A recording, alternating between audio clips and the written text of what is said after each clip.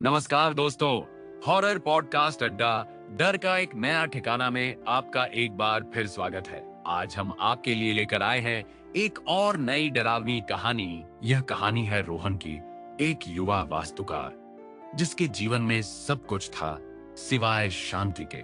रोहन का जुड़वा भाई अमन एक दुर्घटना में मर गया था।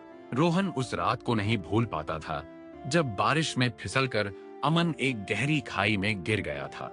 रोहन वहीं खड़ा था, चीखता रहा, पर उसे बचा नहीं पाया। यह अपराध बोध एक भयानक दलदल की तरह उसे निगल रहा था। उसकी रातें अब नींद से नहीं बल्कि खौफनाक जागृति से भर जाती थीं। वह अपने आर्किटेक्चर प्रोजेक्ट पर लगातार काम करता रहता था। एक ध्यान कक्ष डिजाइन कर रहा था, पर वह कमरा उसे किसी कैद खाने से ज्यादा लगता था। शुरुआत में उसे लगा कि ये सिर्फ थकान है। उसके अपार्टमेंट में, खासकर उसकी स्टडी की खिड़की के पास, उसे कभी कभी हल्की ठंडी हवा का झोंका महसूस होता जबकि खिड़की बंद होती। कभी कभी उसे लगता जैसे कोई उसके कंधे पर से झांक रहा हो, पर मुड़ने पर कुछ नहीं होता। दीवारों पर चलती परछाइयां जो अक्सर उसके दिमाग का वहम लगती थी, अब कुछ ज्यादा ही लंबी और विकृत दिखने लगी थी। एक अजीब सी नम मिट्टी की गंध जो सिर्फ उसे महसूस होती थी, उसके कमरे में हर रात फैल जाती। कभी कभी उसे दूर कहीं से एक बच्चे की हल्की विकृत हंसी सुनाई देती, अमन की हंसी। एक रात वह अपनी कुर्सी पर ही सो गया। जब उसकी आंखें खुली तो शरीर पत्थर हो चुका था। वह हिल नहीं सकता था, बोल नहीं सकता था। डर से उसकी सांसें अटकने लगी। कमरे में अंधेरा घना था, पर खिड़की के पास एक काली धुंधली आकृति खड़ी थी। वह आकृति अमन जैसी दिखती थी, या शायद उसकी कल्पना थी। उसके सीने पर एक असहनीय दबाव महसूस हुआ। उसे लगा जैसे कोई अदृश्य हाथ उसके दिल को निचोड़ रहा हो। कानों में एक फुसफुसाहट गूंजी, मुझे अकेला क्यों छोड़ा? रोहन अपनी आंखें बंद करना चाहता था, पर वे खुली हुई थीं, बेबस। अगले कुछ दिनों तक यह सिलसिला चलता रहा। रोहन ने अपनी नींद खो दी। वह हर आवाज, हर परछाई पर चौंकने लगा। उसे लगने लगा कि अमन उससे बदला लेना चाहता है। उसके पास एक पुरानी घिसी हुई लकड़ी की खिलौना ट्रेन थी जो अमन ने उसे अपने जन्मदिन पर दी थी। वह उसे एक दराज में छिपा कर रखता था, पर अब वह ट्रेन कभी उसकी मेज पर मिलती, कभी बिस्तर के किनारे।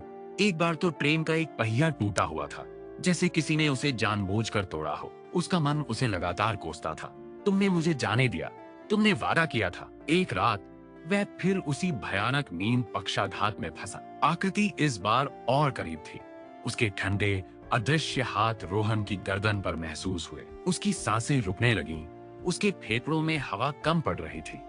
दर्द कभी नहीं मिटेगा, एक डरावनी फुसफुसाहट उसके कानों में गूंजी, मेरा इंतजार करना। रोहन ने अपनी पूरी ताकत लगाकर चीखने की कोशिश की, पर केवल एक धीमी सी घिसी हुई आवाज ही निकल पाई। जब वह आखिरकार उठ पाया तो उसका कमरा खाली था, पर खिड़की पर जमी धुंध में एक छोटे बच्चे के हाथ का निशान साफ दिख रहा था, जैसे किसी ने बाहर से खिड़की पर हाथ रखा हो। उसकी उंगलियां बर्फ सी ठंडी हो चुकी थी और उसके सीने में अब भी वो दबाव महसूस हो रहा था। कई हफ्तों बाद रोहन एक खोखले इंसान में बदल चुका था। वह घंटों अपने कमरे के शीशे में खुद को घूरता रहता था। आज भी उसने देखा कि उसके हाथ में वही टूटी हुई लकड़ी की ट्रेन थी, जबकि उसने उसे कहीं नहीं रखा था। उसने ट्रेन को मेज पर रखा और फिर शीशे में देखा। उसकी अपनी परछाई, या शायद उसकी कल्पना, उसके ठीक पीछे खड़ी थी।